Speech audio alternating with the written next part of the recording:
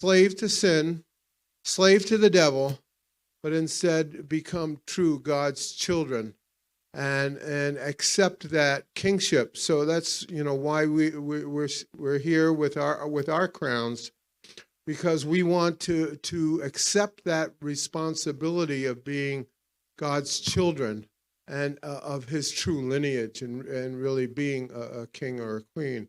So what I'd like to do is invite up Maggie Olderfield, who participated in this past blessing. She's started coming to church here, I guess, about 6 months ago. A year and a half. I was a little off. But anyway, she participated down in Tennessee this past time. She would like to give her testimony.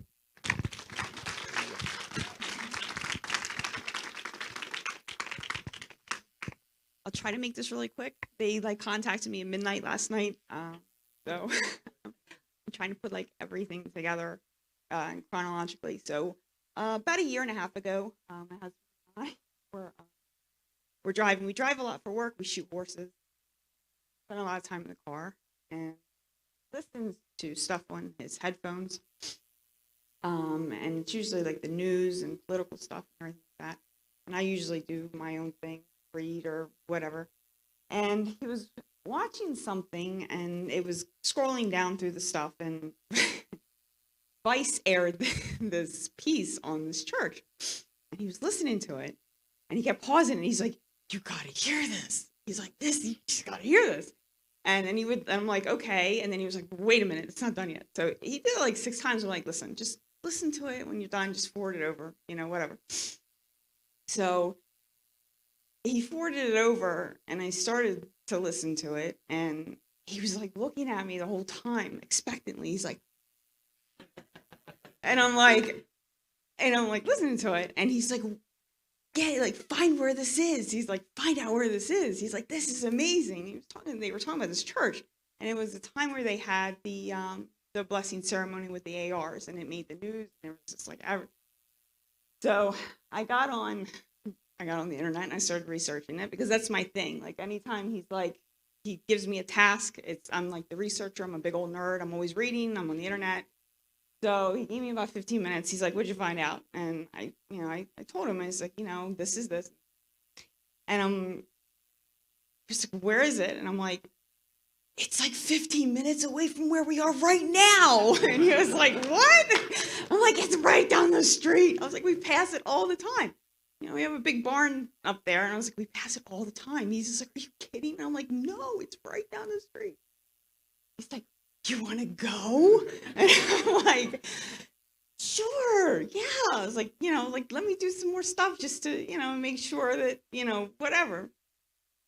So we started coming, and we brought the kids, and it was everything that Vice said it was. And it was great. And I'm like,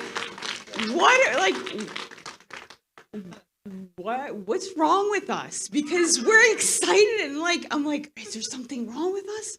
Because this is so cool. So thank you, Vice. You did a great job.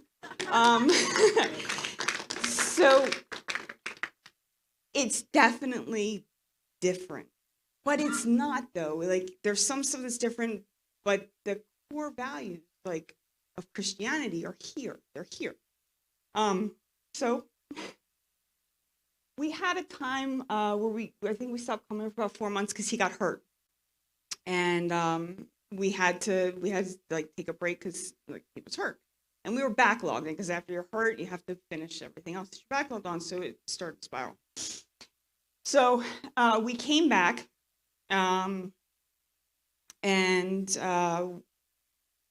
After we had come back, when we were coming before he got hurt, we were kind of still feeling things out, trying to figure out a couple, just stuff that's just different from,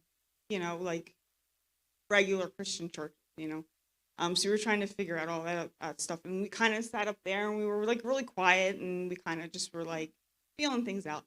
When we came back from him being hurt, like something had changed, and like we were in groups and we started talking to people and we were becoming very involved, and life started to like change so much. And it changed so fast. It happened so fast. Um, we just started talking to a lot more people, and things started getting so much better. When we finally figured out that the way that True Father and has everything set up, it's designed to work. It's designed for success. It's designed to give you a life that is so much better.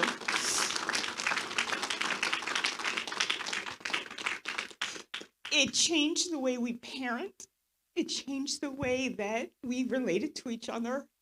It changed the way our children looked at us. It changed our children. So, I don't even, I'm sorry. So we started the Divine Principle class, and Gideon is amazing. I don't even know where he is. He's an amazing teacher. He doesn't make you feel like the things that you were taught before. He doesn't make you feel bad about it. He just tries to make it so that you understand that it's not your fault that you were taught that way, because that's like the mainstream Christian way, and it's like that's the way you were taught.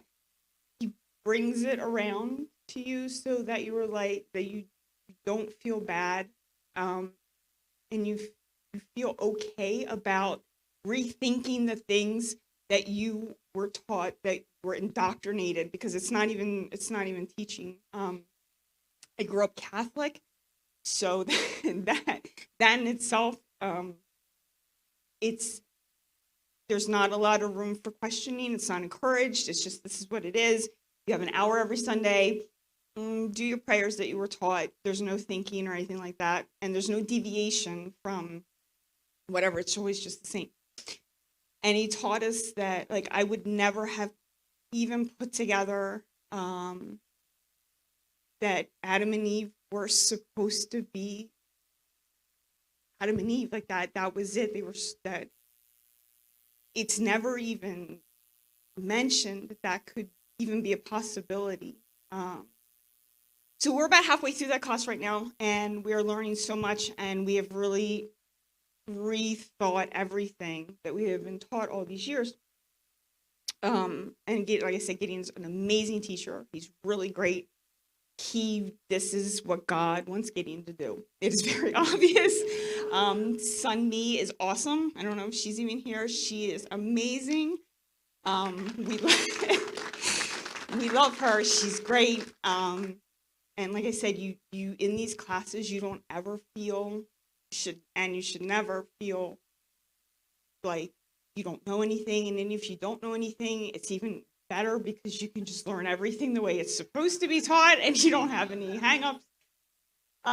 So a little bit ago, the thing for the blessing came up, and we had talked about it, and I'd researched it, and I went online and I looked at videos of blessings, like the 2,000 people and the thing, and I was showing it to him, and he was like, that's a little overwhelming, but it's kind of cool. And I'm like, yeah, it's cool, you know. And it's like, it gives you a sense that traditional weddings are more like it's about the bride and the groom, and it's more self-centered. When you see those weddings, when all those people are there, it's like, look at all of this. It's not about us. Look at all of these people that are getting to experience like this amazing thing, and we're doing it together, and it's great, and we're going to see them again, and it's like we're this huge family. We're not alone. It's awesome. So we started talking about it, and then we were like, okay, you know what, we're going to be about it. You know, we talked about it, and we're going to be about it. So we went to Dorit's, who's amazing, again, another amazing couple. And Jim and Harumi, we went to their home. We always feel welcome. We always feel like family. Miss Roseanne, I met when we started taking Weston to class. And the minute that I met her, it was like I knew her my whole life. And she's wonderful, and she checks up on us, and she... Thank you. Thank you.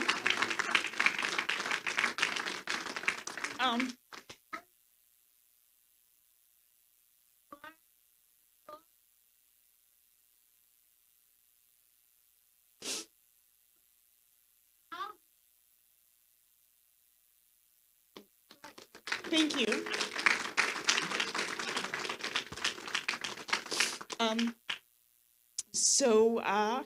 So we made the decision. We took the class, and the class is a couple hours long. And anybody who's done it or who knows about it, it's not your traditional Christian, mainstream media type of deal. And we had a long drive home, and we talked about everything, and I was like, all right. I was like, this is it. I was like, we're not going to just, if we're going to do it, we're going to do it. And we got to believe it 100%. It's not going to work if we don't. We can't go through the motions because it doesn't work.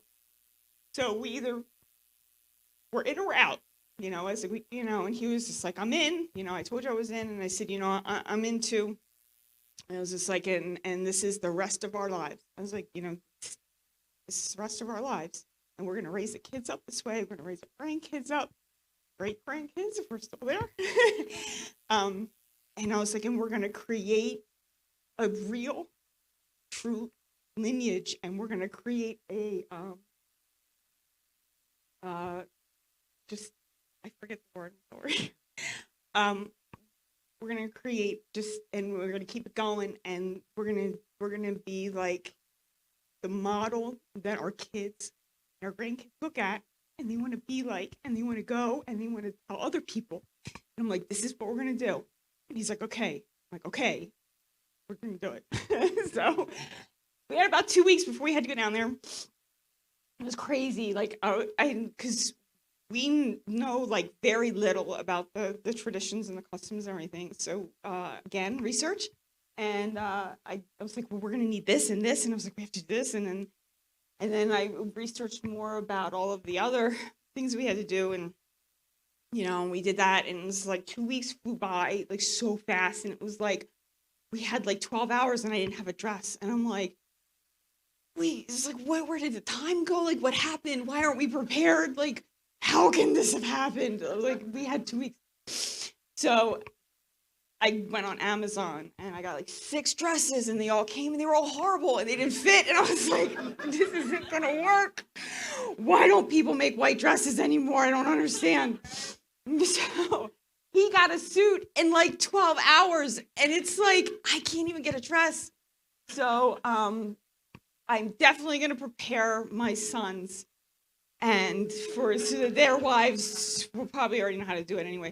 But I'm not going to let them go through what we did. But we did it. We got our stuff, and we headed down. And we even got our rings at the last minute. Thank you, William. I don't know if William's here.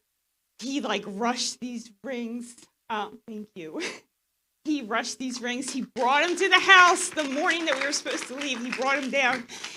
And it was okay, so we got all our stuff, and we left 8 hours late, and it was okay though, because it did 150 on the way down, and if we cut you off, it was us, and I'm so sorry, but it was for a good cause. But we got there, and it was great. And the property is amazing. When you go and you're on the property, it's amazing. It's exactly what God intends.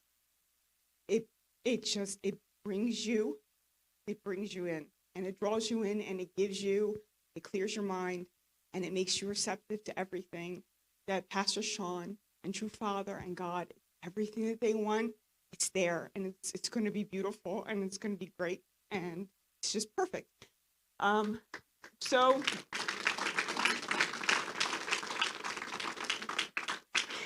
the ceremony was awesome. It was really hot, and my pantyhose melted to my skin. I think they're still on. I can't even wash them off at this point. It was so hot, but it was great. And we were talking about it later, and it was like we had to wonder. It was great for us. It was great for our marriage. It was great for us as a couple. But what really gave us the most joy is watching the young people. That was so wonderful. Was watching them and knowing that the lives that they're going to have and the children that they're going to raise, and that their lineage is going to go on, and they're really, that was the most important to us, because their lives are just beginning, and in a sense ours are too, because our lives started all over again the day that we were blessed. It started all over again. It's like it's truly like you were reborn. And I never understood when people were born again. Like I understood what it was, but it was like a cliche. Oh, I'm born again, you know. But you really are born again after you receive the blessing. Like your marriage is born again, your outlook on life is born again, your optimism, everything is born again. So we spent the day, we shot, we went out to eat. It was so much fun. We got to spend time with the Academy kids, and I will say that those young people are more competent, and more disciplined and more respectful than the people that are running our country. They are like the most amazing group of young people that we have ever met. And if raising our families to be like this is wrong, I'm really sorry. I don't want to be right, and I'm okay with that. Like, I'm totally okay with being called like an extremist, a white supremacist. That's fine. I don't care. I just don't care, because they are just the most amazing group of young people. And if we can get more young people, and we can get more families, and they're out there, those families are out there. It's just the media is so much the devil. It's just the devil, and it's making people truly afraid to step away from step away from the herd and be separate, and it's making people afraid. But they can be reached, and there's a lot of people out there. We know a lot of people who have the same values as us. They're just so sucked in by the media. It's so dangerous. It's so dangerous.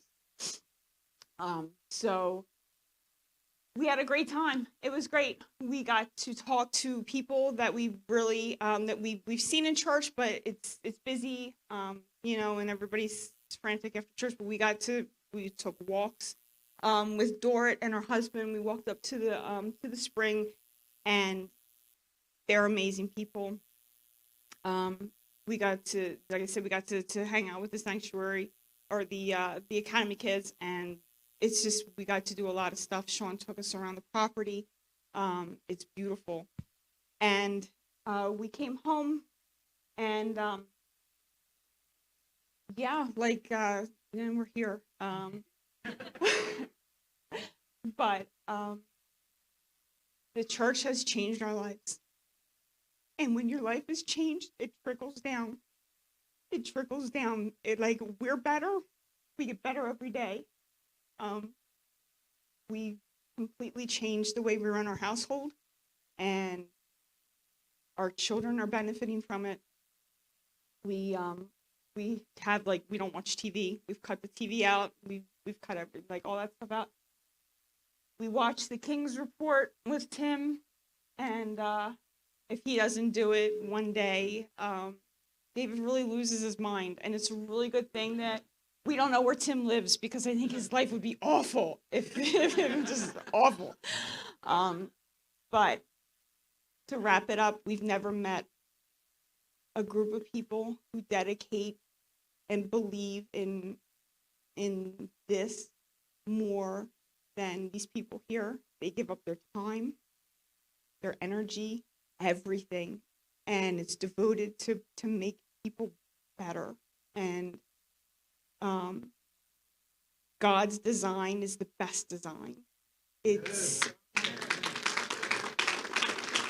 if it's not God's design, it doesn't work. It's like putting diesel in a gas engine. It doesn't work. God's design is there for a reason, and it works. And this church, it brings it all together, and it helps you and it encourages you. And you can't fall here. You can't. If you fall, it's because you choose to. Because there's so many people there to lift you up and to get your back and to keep you going and to push you forward and to challenge you and to educate you. There's so many people. So if you're falling, it's because you haven't reached out or you're unwilling, because there's so many people that will give you any amount of time to make you better. So thank you. Thank you. What an amazing testimony.